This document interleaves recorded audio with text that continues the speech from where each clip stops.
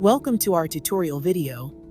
By the end of this session, you will know exactly how to connect your WooCommerce store with IDMC for a seamless and integrated experience. Let's get started.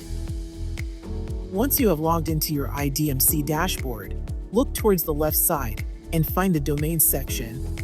When you click on Domains, you will see an option to connect a store. Go ahead and click on Connect Store. After you select Connect Store, a new window will appear prompting you to connect with WooCommerce.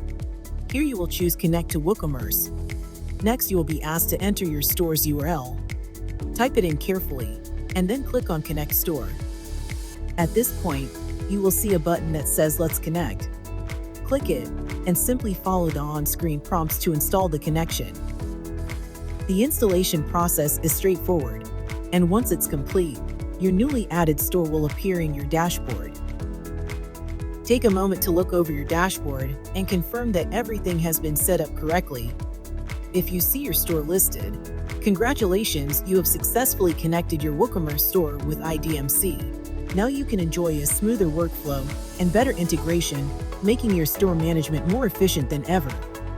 If you need any help, please reach out to our support team, who will be happy to assist you.